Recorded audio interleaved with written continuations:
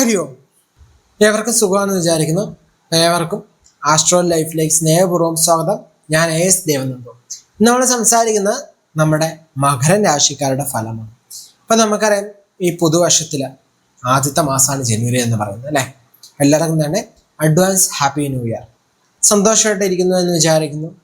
നമുക്ക് അധികം താമസിക്കല്ല, വീഡിയോയിലേക്ക് കിടക്കാം. അപ്പം നമ്മുടെ മകര രാശിക്കാർ ഉത്രാടം, മുക്കാള്, തിരുവോണം, അവിട്ടമര അടങ്ങുന്ന രണ്ടേകാൽ നക്ഷത്രമാണ് മകരരാശി എന്ന് പറയുന്നത് അല്ലേ.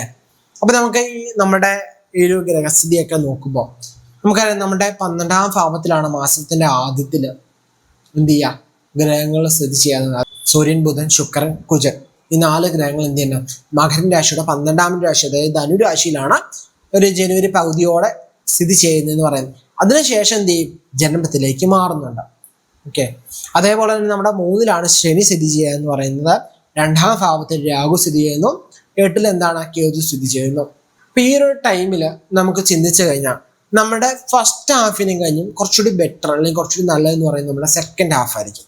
സോ ഫസ്റ്റ് ഹാഫിലും നിങ്ങൾ പരിശ്രമിക്കുന്ന കാര്യത്തിനുള്ള റിസൾട്ട് നിങ്ങൾക്ക് എന്ത് ചെയ്യും, സെക്കൻഡ് ഹാഫിലേക്ക് നിങ്ങൾക്ക് കിട്ടാനുള്ള യോഗമുണ്ട്. സോ ഈ ടൈമിൽ ശരിക്കും നിങ്ങൾ ഈ മാസം നന്നായി പരിശ്രമിച്ചു കഴിഞ്ഞാൽ നിങ്ങൾക്ക് എന്ത് ചെയ്യും, അതിനുള്ള റിസൾട്ട് നിങ്ങൾക്ക് കിട്ടുന്നൊരു മാസമായിട്ട് പറയാം ഈ ഒരു ടൈം എന്ന് പറയുന്നത്.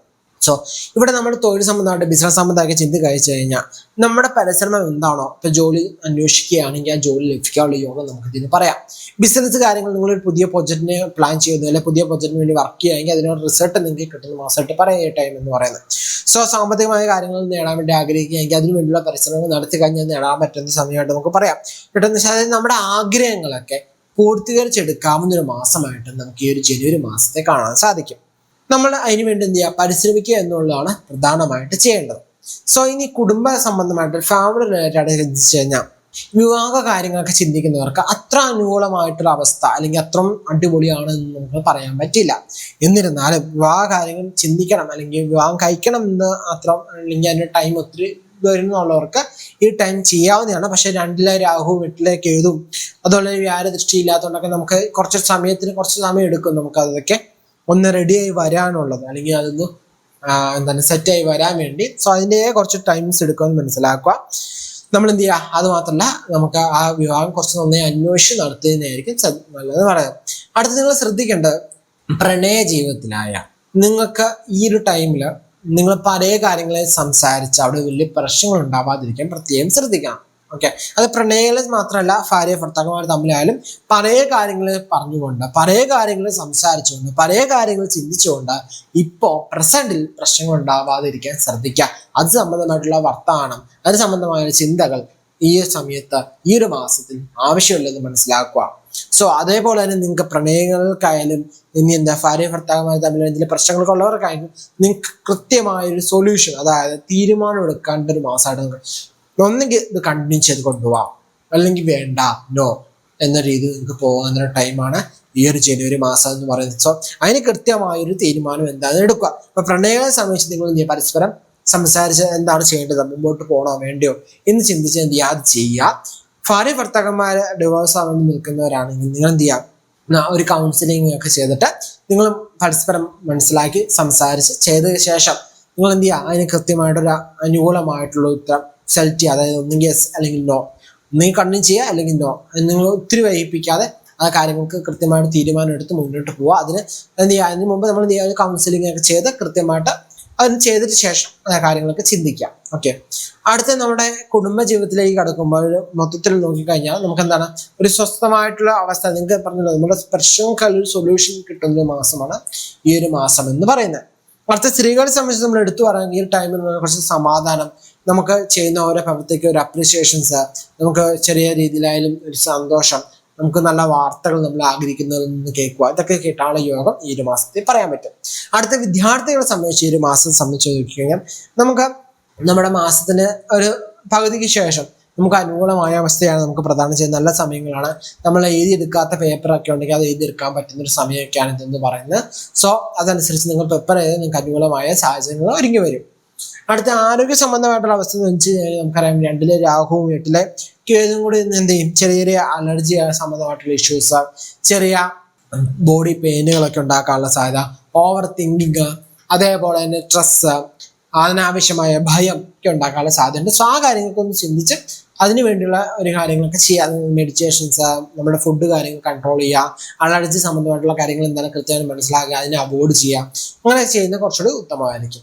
അടുത്ത സീനിയേഴ്സ് ഒരു 50-60 വയസ്സിന് മുകളിലേക്കുള്ളവർ ചിന്തിച്ചു കഴിഞ്ഞാൽ നിങ്ങൾക്ക് ഈ ഒരു ടൈം എങ്ങനെയും ചിന്തിച്ചു കഴിഞ്ഞാൽ നമുക്ക് ഈ ഒരു ടൈമിൽ നമുക്ക് വലിയ തരത്തിൽ വലിയ ആരോഗ്യ പ്രശ്നങ്ങളൊന്നും ഇല്ലെങ്കിൽ, വലിയ ആരോഗ്യമായിട്ട് വലിയ ബുദ്ധിമുട്ടുകളൊന്നും ഇല്ലെങ്കിൽ പോലും നമ്മൾ ഈ ഒരു ടൈമിൽ നമ്മൾ എന്ത് ചെയ്യുക, കൃത്യമായിട്ട് നമ്മൾ മുന്നോട്ട് പോകാൻ വേണ്ടി നമ്മൾ കൃത്യമായ നമ്മുടെ ഹെൽത്തിനുള്ളത് മെയിൻറ്റെയിൻ ചെയ്ത് കൊണ്ടുപോകാൻ നോക്കുക. എന്നുവെച്ചാൽ ഇതുവരെ ആരോഗ്യമൊക്കെ നല്ല അടിപൊളിയാണ്, നല്ല ഫിറ്റാണ്, നല്ല സെറ്റായിട്ടുള്ള ബോഡിയാണ്, അല്ലെങ്കിൽ നല്ല രീതിയിലുള്ള ഇതൊക്കെ ആണെങ്കിലും ഈ ഒരു മാസത്തിൽ നമ്മൾ നമ്മുടെ ആരോഗ്യത്തെ നല്ല ശ്രദ്ധിക്കുക, നമ്മൾ അതിനു വേണ്ടിയുള്ള കാര്യങ്ങൾ ചെയ്യാം. അതുപോലെ നിങ്ങൾക്ക് എക്സ്പീരിയൻസ്ഡ് ആയിട്ടുള്ളൊരു കാര്യമുണ്ട്, നിങ്ങൾക്ക് എന്തെങ്കിലും കാര്യത്തിൽ നല്ലൊരു എക്സ്പീരിയൻസ് ഒക്കെ ഉണ്ടെങ്കിൽ അതിനെയൊക്കെ നിങ്ങൾക്ക് ചെറിയ രീതിയിൽ ഒന്ന് വർക്കൗട്ടൊക്കെ ചെയ്തെടുക്കാവുന്ന ടൈമാണ്. അതുപോലെ എന്തെങ്കിലും കാര്യങ്ങളൊക്കെ ആഗ്രഹിച്ചിട്ടുണ്ട്, അത് ചെയ്യണം വേണോ എന്ന ചിന്തയിലൊക്കെ ആണെങ്കിൽ വലിയ ഇൻവെസ്റ്റ്മെന്റ് ഇല്ലാതെ നമുക്ക് അതിലേക്കൊക്കെ എന്ത് ചെയ്യാം, പയ്യെ ഇറങ്ങാവുന്ന സമയം. കാരണം നല്ല എനർജി, ഒരു പോസിറ്റീവ് എനർജി നമ്മളിലേക്ക് വരുന്ന സമയമാണ് സെക്കൻഡ് ഹാഫ് എന്ന് പറയുന്നത്. സോ ആ സമയത്ത് നിങ്ങൾക്ക് അതിന് വേണ്ടി പരിശ്രമങ്ങളൊക്കെ ചെയ്യാവുന്നതാണ് കേട്ടോ, പരിശ്രമിക്കാതെ ഇരിക്കുന്നില്ല. അതുപോലെ ക്ഷേത്ര ദർശനങ്ങളൊക്കെ പോകാൻ ആഗ്രഹിക്കുന്നവർക്ക് അതിനൊക്കെ പോകാവുന്ന സമയം തന്നെയാണ് ഇതെന്ന് പറയുന്നത് കേട്ടോ. സോ ഇവിടെ നമ്മൾ മനസ്സിലാക്കേണ്ടത്, നമ്മളിപ്പോൾ കേട്ടത് എന്ന് പറയുന്നത് എന്താണ്, മകരരാശിയുടെ ഫലമാണ്. നമുക്ക് കുറച്ചുകൂടി അക്യുറേറ്റ് ആയിട്ട് കുറച്ചുകൂടി നമുക്ക് നമ്മളിലേക്ക് കണക്ട് ചെയ്യാൻ വേണ്ടി എളുപ്പത്തിന് നമ്മൾ ലഗ്നം കൂടി എടുത്ത് കാണും. അതായത് നിങ്ങളിപ്പം മേട ലഗ്നത്തിലാണ് ജന്മമെങ്കിൽ ഇപ്പൊ നിങ്ങൾ മകരൻ രാശി കണ്ടു അല്ലെ, അപ്പൊ മേട രാശിയുടെ ഫലം കൂടി ഒന്ന് എടുത്ത് കണ്ടോളൂ. രാശി എന്നുണ്ടെങ്കിൽ പോലും അവിടെ എന്താണ് ലഗ്നം കൂടി കണക്ട് ചെയ്യാവുന്ന രീതിയിലാണ് ഞാൻ വീഡിയോയിൽ വേണ്ടി പ്രിപ്പയർ ചെയ്തേക്കുന്നത്. സോ നിങ്ങൾക്ക് അതും കൂടി കണക്ട് ചെയ്ത് നിങ്ങൾക്ക് കുറച്ചുകൂടി അക്യുറേറ്റ് ആയിട്ട് നിങ്ങൾക്ക് മനസ്സിലാവും, നിങ്ങളുടെ ലൈഫ് കുറച്ചുകൂടി നിങ്ങൾക്ക് കണക്ട് ചെയ്യാൻ സാധിക്കും. ഓക്കെ, അതുപോലെ തന്നെ ഒരു ഇപ്പൊ ഹസ്ബൻഡാണ് ഇത് കാണുന്നത് അല്ലെങ്കിൽ വൈഫാണ് ഇത് കാണുന്നതെങ്കിൽ നിങ്ങളുടെ പങ്കാളിയുടെയും കൂടി ഇങ്ങനെ ലഗ്നവും ജന്മരാശിയും കൂടെ ഒന്നെടുത്ത് കണ്ടോളൂ. അപ്പൊ നിങ്ങൾക്ക് കുറച്ചുകൂടി അക്യുറേറ്റ് ആയിട്ട് നിങ്ങൾക്ക് മനസ്സിലാക്കാൻ പറ്റും. പരസ്പരം രണ്ടുപേരുടെയും കാര്യങ്ങൾ മനസ്സിലാക്കി കഴിഞ്ഞാൽ കുറച്ചുകൂടി നിങ്ങൾക്ക് എന്ത് ചെയ്യാം, അത് അനുസരിച്ച് പ്ലാൻ ചെയ്ത് നിങ്ങൾക്ക് മുന്നോട്ട് പോകാൻ സാധിക്കും. ഓക്കെ, പിന്നെ നമുക്കറിയാം നമ്മുടെ അൾട്ടിമേറ്റ് എന്ന് പറയുന്നത് നമ്മുടെ ജാതകമാണ്. ജാതകത്തിൽ നമുക്കിപ്പോൾ എങ്ങനെയുണ്ട്, നമുക്കിപ്പോൾ ഏത് ദശയാണ് നടക്കുന്നത്, അപകാരം ഏതാണെന്ന് മനസ്സിലാക്കിയാൽ നമുക്ക് അനുകൂലമാണോ പ്രതികൂലമാണെന്ന് മനസ്സിലാക്കി നമ്മൾ മുമ്പോട്ട് അതനുസരിച്ച് ഈ ഗോചരം കൂടി കണക്ട് ചെയ്യുമ്പോൾ നിങ്ങൾക്ക് കുറച്ചുകൂടി എന്താണ് ബെറ്റർ അണ്ടർസ്റ്റാൻഡിങ് കിട്ടും. ഓക്കെ, ഇത്രയൊക്കെയാണ് പൊതുവായിട്ട് എനിക്ക് മകരാശിക്കാരോട് പറയാനുള്ളത്. നിങ്ങൾക്ക് മനസ്സിലായെന്ന് വിചാരിക്കുന്നു. നമ്മൾ പുതുവർഷത്തിലേക്ക് അടുക്കുകയാണ്. ഒത്തിരി ആഗ്രഹങ്ങളും സ്വപ്നങ്ങളും ഒക്കെയാണ് നമ്മൾ കടക്കാൻ പോകുന്നത്. നമുക്കത് ഈ വർഷം നടക്കണം. കഴിഞ്ഞ വർഷത്തിൽ നമ്മൾ മാറ്റി വെച്ച കുറേ ആഗ്രഹങ്ങൾ നമുക്ക് ഈ വർഷത്തിലേക്ക് കൊണ്ടുവന്നിട്ടുണ്ട്. നമുക്ക് എന്ത് ചെയ്യണം, നേടിയെടുക്കണം. അല്ലെങ്കിൽ കഴിഞ്ഞ വർഷങ്ങളിൽ നമ്മൾ കളഞ്ഞ പോലെ ഇട്ടിട്ട് പോകാതെ മുമ്പോട്ട് നമുക്ക് കൊണ്ടുപോകാൻ സാധിക്കണം. മാസത്തിന് തുടക്കത്തിൽ നമ്മളൊക്കെ കണ്ടിന്യൂ ചെയ്യാതെ നമുക്ക് എന്താണ് ഈ വർഷം മുഴുവൻ അതൊക്കെ ചെയ്ത് നമുക്കത് സെറ്റാകാൻ പറ്റണം. സോ അതിന് വേണ്ടിയുള്ള പ്ലാനുകളൊക്കെ ചെയ്യുക, വർക്കൗട്ട് ചെയ്യുക. ഒരിക്കൽ കൂടി എന്താണ് അഡ്വാൻസ് ഹാപ്പി ന്യൂ ഇയർ കേട്ടോ. ഇത്ര നേരം എന്നോടൊപ്പം ഈ ആസ്ട്രോളജിക്കൽ ലൈഫിൽ സഞ്ചരിച്ച് നിങ്ങൾക്ക് ഏവർക്കും സ്നേഹത്തിന്റെ ഭാഷയിൽ നന്ദി, നമസ്കാരം.